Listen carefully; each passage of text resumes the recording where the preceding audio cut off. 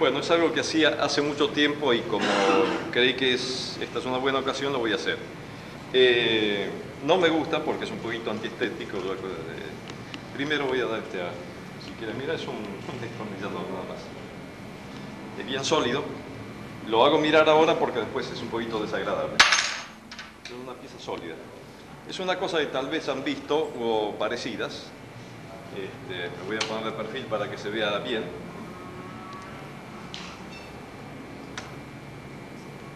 Da la sensación de que está entrando. Claro, no hay que ponerse de frente porque se vería que realmente está adentro.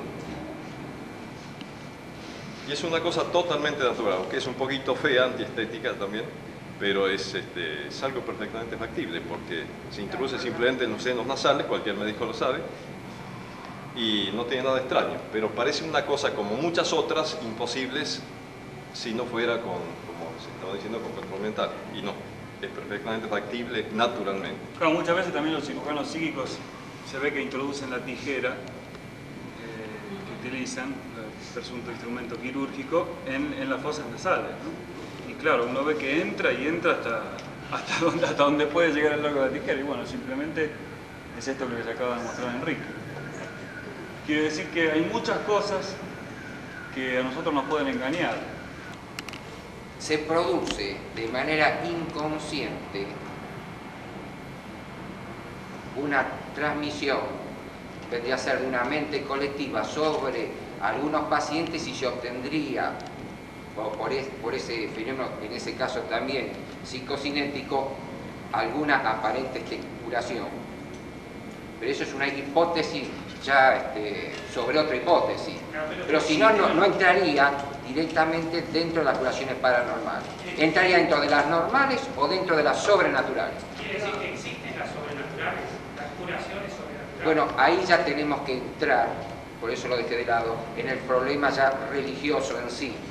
No, desde el punto de vista Si es sobre... no. O sea, dicen que Lourdes se ha comprobado. En lo científico, el problema de Lourdes no es que me quiera escapar del tema, que dentro de las curaciones llamadas paranormales o curaciones sí, no entran las curaciones tipo Lourdes. Por supuesto que la ciencia estudia y ha estudiado los fenómenos que ocurren en ese tipo de sitios, pero entra dentro o de la psicología normal o de la psicosomática o dentro de lo sobrenatural. La ciencia, por supuesto, estudia lo que se presenta como un milagro. Si casualmente se sostiene que es algo sobrenatural porque no se encuentra explicación, etcétera, etcétera, o se demuestra que es algo antinatural. Pero acá ya tendríamos que ponernos en el problema religioso, filosófico, que escapa a esta sencilla charla sobre las curaciones paranormales. Por eso no hay que confundir ese tipo de cosas con las diarias de las curaciones paranormales. ¿Existe lo sobrenatural, sí o no? Eso es un problema de fe, de creencia. No, con respecto a la ciencia, que dice que se ha comprobado de que hay curaciones sobrenaturales, en Lourdes, por ejemplo, se han encontrado. Claro, en todo caso lo que... ¿Usted quiere tener la información en este momento, aparte del tema si milagros son admitidos por la ciencia? Todos son discutibles. Perdón, una pregunta. Usted acaba de decir que se ha comprobado que la fuerza de las personas que están ahí en el lugar... No, se sostiene. Que la fuerza de las personas que están en el lugar pueden recaer sobre los enfermos, entonces pueden llegar a provocar una curación. Claro. O, por lo menos, a que se vea como una curación. Esa sería la manera forzada para que ese tipo de casos entraría dentro de las curaciones paranormales. Entonces, ninguna de esas curaciones sería, las presuntas curaciones serían sobrenaturales, serían paranormales. Claro, pero que habría un poder de la mente ahí. Pero ahí tendríamos, sí, pero otra vez tenemos el problema de las evaluaciones y el problema capital de estudiar los testimonios y los testigos. Y ahí es donde vienen las fallas. Pero estando los testigos ahí y habiéndolo comprobado, entonces puede ser... En este momento no hay un solo milagro comprobado, de manera definitiva. Permítame. Usted fíjese que casi todos los milagros admitidos son muy lejanos en el tiempo, son históricos. A medida que los controles han ido aumentando, hasta en el espiritismo los fenómenos objetivos fueron desapareciendo y ha quedado un espiritismo abstracto. Con los milagros pasa lo mismo, y en todas las religiones tienen sus milagros. Científicamente se hace la crítica, se hace la metodología para la evaluación de un milagro, y hasta ahora científicamente no hay demostrado. Por supuesto, esta es la conclusión que yo le estoy dando. Le tendría que presentar todas las demostraciones, por eso no quería entrar en ese plano tan difícil, en que entra la fe de cada sujeto, de toda una sociedad, etc. Y entonces ya nos extendemos demasiado en el tema. Hay una enfermedad que produce los mismos médicos o la misma medicina que se llama la iatrogenia. Dicen que, por ejemplo, los loqueros por lo regular están sobrepasados de drogas las personas que están en ¿no habrá, al sacar eso, habrá, quién sabe, una cura por exceso de medicina o de ciencia? La iatrogenia en realidad se trata de efectos no deseados por el médico que se producen por el usar drogas, etc. No todas las drogas tienen cierta toxicidad, los diferentes pacientes tienen distinta sensibilidad, muchas veces las terapias se aplican en base a métodos previos experimentales o bioestadísticos, y entonces hay toda una zona en que pueden, aún bien administradas las diversas terapias, producir ciertos efectos indeseables. Eso es la iatrogenia. Cuando el médico actúa mal, no es distinto, es la mala praxis. Entonces eso que usted refiere, es imposible escaparse. El progreso de la ciencia y el progreso de cada médico en especial hace que la iatrogenia tienda a disminuir. Lo que pasa en un loquero, los factores son múltiples. La sobredosificación de cualquier medicamento no es en el loquero, eso existe en cualquier tipo de hospital, en consultorio particular, etc. No es un tema específico de los hospicios. Si hay una sobredosificación, se disminuye y se arregla. Le doy un hecho médico poco conocido. En general, los psicóticos toleran mucho mejor las drogas que el resto de los pacientes. O sea, las dosis tóxicas es superior. Es un hecho notable en los psicóticos. Por ejemplo, usted a una persona normal no le puede dar más de 120 gramos de streptomicina. Y a un psicótico se ha llegado a dar a más de 1000 gramos y sin consecuencias. Por ejemplo, no se vuelve sordo. Y cualquier persona por encima de 120 gramos tiene la hipoacusia, por ejemplo. Pero ya la iatrogenia totalmente no tiene nada que ver con una curación paranormal, ni con la sobrenatural, ni nada que me parezca. ¿Me permite? Yo no estoy de acuerdo con usted, doctor, en cuanto a las operaciones psíquicas. Yo tengo una operación efectuada de mi madre en un pecho de un tumor canceroso. Le digo tumor canceroso porque le hicieron una biopsia y resultó canceroso, positivo. A mi madre la mandaron a mi casa después que le hicieron la biopsia para operarla y extirparle el pecho.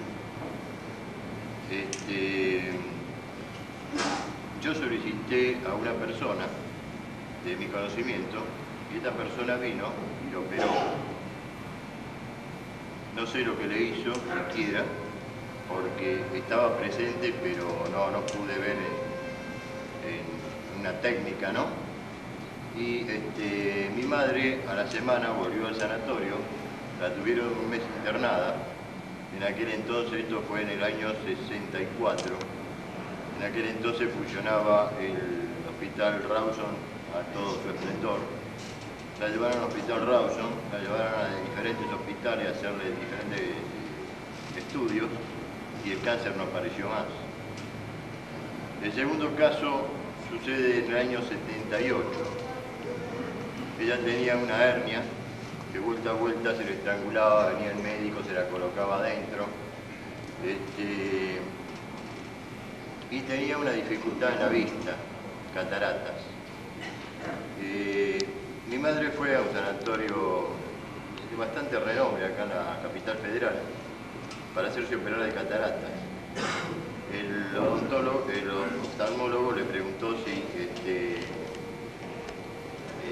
padecía de alguna enfermedad, algo así. Ella le dijo que tenía una hernia. El médico le dijo, no se haga ningún problema, señora, eso lo vamos a supervisionar enseguida, porque hay una doctora que lo opera. La llevaron a una sala y le hicieron una segunda operación por una mujer muy joven y le extirparon la hernia. En los dos lugares donde fueron las operaciones psíquicas apareció una raya roja y no hubo sangre, no hubo nada así. La operación habrá durado unos 15 minutos, 10-15 minutos. Entonces, ¿Y la catarata? la catarata se lo operó el médico, hasta el mono. ¿Terminó? No, quería que seguir con un caso particular. Yo en el año 79 tuve un infarto de miocardio. Me atendieron diferentes, estuve internado, me atendieron diferentes facultativos, me hicieron estudios de todo tipo. El último estudio que me hicieron fue una cinecoronariografía. Me la hicieron en el Instituto del Diagnóstico. Me vio el doctor Favarolo y me dijo que la operación era un riesgo, si había una operación era muy riesgosa, ya que tenía una arteria completamente obstruida, la izquierda 90% de obstrucción, la circunfleja el 60%. Bueno, me dio 11 pastillas para tomar por día, diciéndome que con esa pastilla podía llegar a vivir hasta 2 años, para que arriesgarme en una operación de ese tipo. Estuve un año con las pastillas y caminaba de aquí a la ventana y tenía que poner un trinitrón bajo la lengua. No podía hacer esfuerzo, no podía hacer nada de nada. Estuve un año con ese tratamiento. Al año fui a ver a una persona que decían que curaba con un pendulito, hacía radiestesia. Sin decirle me determinó lo que tenía, cuál era el problema de mi enfermedad. Me dijo que me podía mejorar mucho. Esto fue en el año 79, me cambió, me hizo una dieta alimenticia, me dio algunos globulitos a tomar, algunas pastillas, no sé ni de qué eran, pero en este momento yo fumo 2 paquetes de cigarrillos por día, juego al fútbol, hago natación y juego al vóley. Eso es lo que me tenía que repetir, por eso yo no estaba completamente de acuerdo con ustedes. Sí.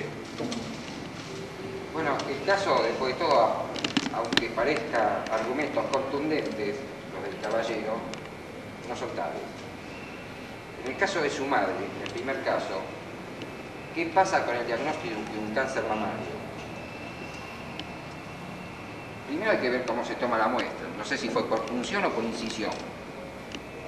O sea, el tamaño de la muestra es importante. En segundo lugar, es el problema de todos los días de hacer el diagnóstico del cáncer mamario. Diferentes biopsias a veces nos dan resultados diferentes, aún con el mismo anatomopatólogo.